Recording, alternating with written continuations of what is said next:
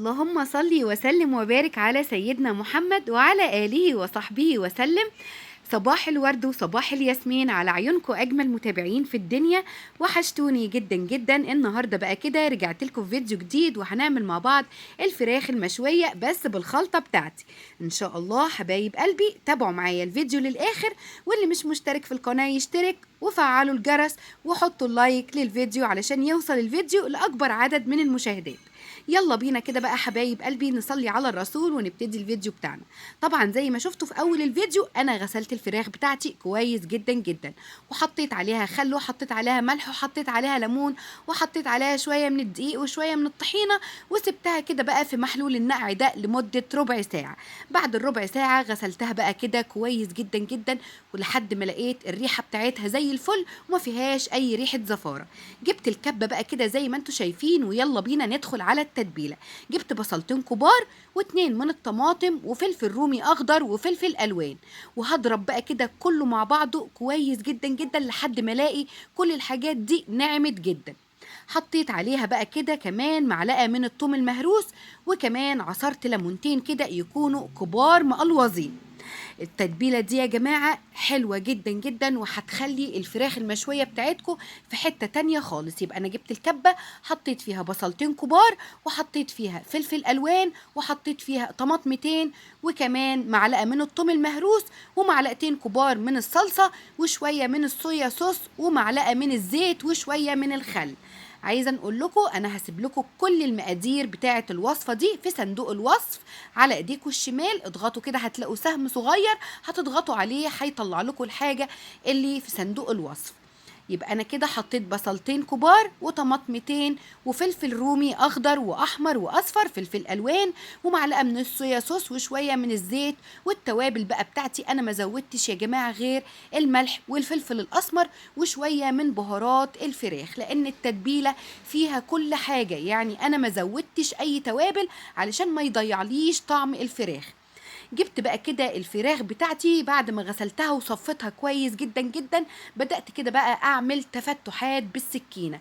بالنسبة بقى للصدر لأن هو بيكون تخين شوية وممكن ياخد وقت في التسوية، فأنا البوزة كده بتاعت الصدر من أولها لآخرها جبتها كده بالسكينة وبدأت كده أشقها، شقتها يعني فصلتها عن بعضها. وجبت بقى كده اوراق الفراخ برضو عملت فيها تفتحات، ونزلت بقى كده على الخلطة الجبارة اللي هتخلي طعم الفراخ في حتة تانية خالص. وهتشوفوا كمان اللون في الاخر هيكون عامل ازاي. حقيقي يا جماعة من اجمل التتبيلات بتاعت الفراخ المشوية التتبيلة دي. انا جربت تتبيلات كتير كتير بس دي انجحهم وافضلهم. ادي كده بصوا لو تلاحظوا الصدر اهو انا شقيته كده بالسكينه، وبدات بقى كده ادخل التتبيله في الفراخ بتاعتي كويس جدا جدا. انا بقى عامله التتبيله دي كده من قبلها بيوم، يعني انا هسيبها في التلاجة تشرب من التتبيله. حطوا بقى كده التتبيله دي جوه الجلد، ويعني عايزه اقول لكم شربوها كويس جدا جدا. دي كده بقى شكل الفراخ بتاعتي، بصوا شايفين اللون والجمال. اللون بقى بتاع الصويا صوص وبتاع الصلصة والطماطم. لو ما عندكيش صويا صوص ممكن تحطي معلقة عسل اسود هتديكي نفس النتيجة والتسكيرة كده اللي بتبقى في الفراخ المشوية. ده بقى كده شكل الفراخ بتاعتي تاني يوم بعد ما خرجتها من التلاجة.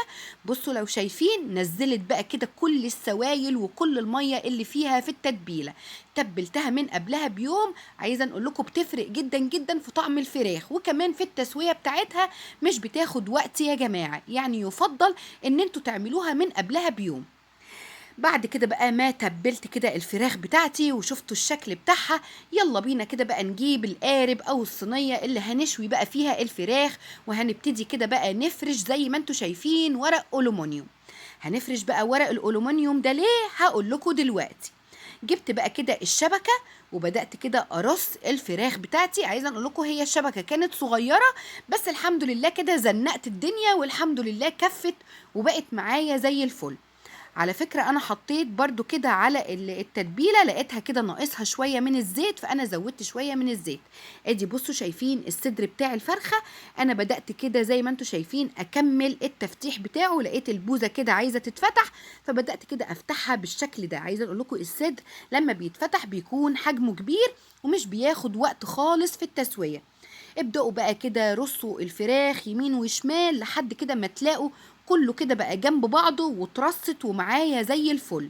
عايزه نقول لكم يا جماعه الريحه كمان بتاعتها من قبل ما احطها في الفرن وهي كده لسه في التتبيله، الريحه بتاعتها ما شاء الله اللهم بارك خطيره. ادي كده رصيت الفراخ بتاعتي اهي. يلا بينا بقى كده نقفل عليها الشبكة كويس جدا جدا، علشان كمان التضليع اللي في الشبكة يبقى باين كده في الفراخ بتاعتي.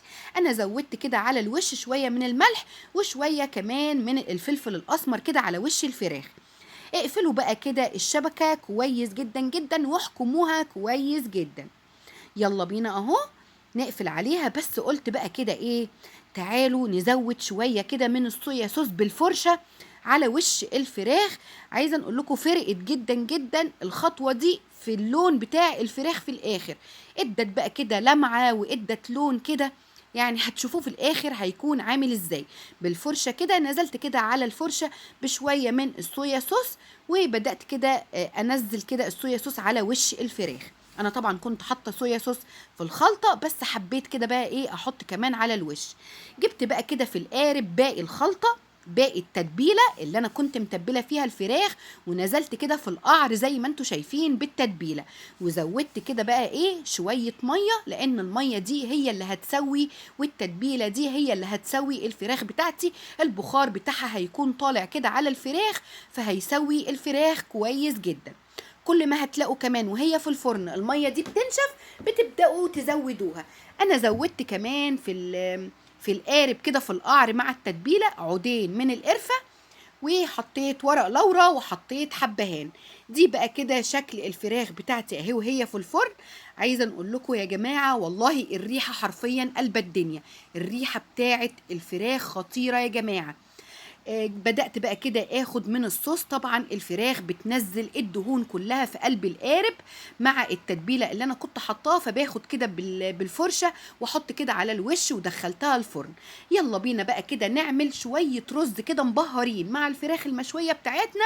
بس النهارده بقى كده الرز بتاعنا بالرز المصري مش بالرز البسمتي. الرز البسمتي بقى غالي جدا، الكيلو وصل اللي انا بستخدمه اللي هو الهندي وصل ل60 و65 جنيه. قلت بقى ايه اجرب كده بقى ايه الرز المصري بتاعنا، والله ما في اجمل من مصر يا جماعه.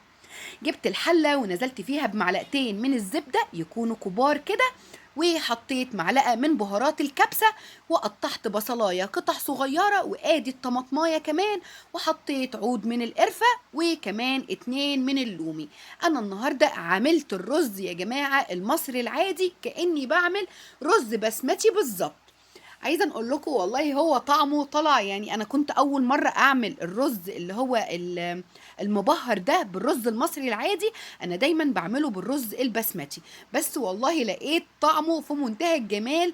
يعني مش عايزه نقول لكم هو اجمل من الرز البسمتي، هو ده ليه طعم وده ليه طعم، بس والله طلع في منتهى الجمال وفي منتهى الروعه. بعد بقى كده مديت كده بقى التشويحة للرز، نزلت بقى كده بالمية. طبعا المية بتاعت الرز البلدي بتاعنا كوباية الرز عليها كوباية مية، الرز البسمتي كوباية الرز بتاخد كوباية ونص لكوبايتين من المية. عايزه نقول لكم ريحه الرز بصوا شايفين، اوعوا بقى تقولوا لي ان ده رز بسمتي. طلع مفرفر مش معجن ولا اي حاجه، وطعمه وشكله ولونه في منتهى الجمال. يعني لو قدمتوه كده زي حالاتي مع الفراخ المشويه او مع اي اكله تانية كده جنبها، محدش هيعرف خالص ان ده رز مصري. شكله في منتهى الجمال. بصوا شايفين الرز عامل ازاي ومفرفر ما شاء الله اللهم بارك.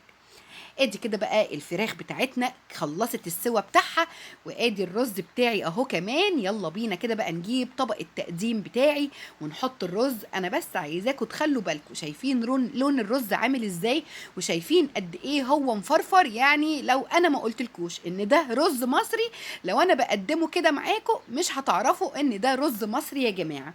على الوش برضو كده حطيت كده للتزيين عود القرفة اللي كان في الحلة واللومي. ودي بقى كده الفراخ المشوية بتاعتي. شايفين الشكل والجمال دايبة دوب يا جماعة. ده كده بقى الصدر. يعني انا حبيت احط لكم الصدر اول حاجه، واخدت كده منه حته كده علشان اوريكم قد ايه الصدر مستوي وزبده. طبعا هي كده كده الوراك ما بتاخدش نفس تسويه الصدر، بتكون يعني بتاخد وقت اسرع.